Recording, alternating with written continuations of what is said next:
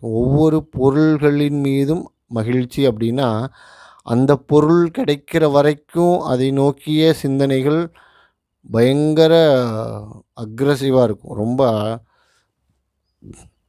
ஒரே சிந்தனையா எனக்கு அந்த பொருள் வேணும், அந்த பொருள் வேணும், அந்த பொருள் வேணும். அல்லது ஒருவருடன் ஒருவரை சந்திக்கணும். அதனால் எனக்கு மகிழ்ச்சி கிடைக்கணும். அத பத்தின சிந்தனைகளே தொடர்ந்து இருந்துக்கிட்டே இருக்கும்.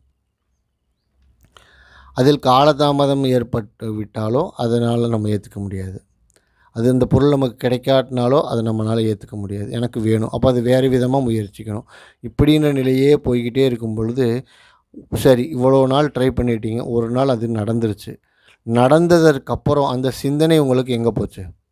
அந்த மகிழ்ச்சி உங்களுக்கு இருக்குது அப்படின்னா, நீங்க ஏன் அடுத்தத பத்தி அந்த பொருள் கிடைச்சதுக்கப்புறம் உங்களுக்கு மகிழ்ச்சி கிடைச்சிருச்சு இல்லையா? அந்த மகிழ்ச்சியோட நிலையோடையே நீங்க இருக்கீங்களா? உங்களுடைய மனம் அந்த மகிழ்ச்சி கிடைத்த உடனே ஒரு மகிழ்ச்சியான ஒரு அமைதி நிலை உங்களுக்கு ஏற்படுதுல்ல, அந்த அமைதி நிலை நிலையானதாக இருக்குதா? இல்லையே, உடனே அடுத்த பொருள் மேல உங்களுடைய கவனம் போயிருதே. அப்போ அந்த நிலை நித்தியமான நிலையாக இல்லையே.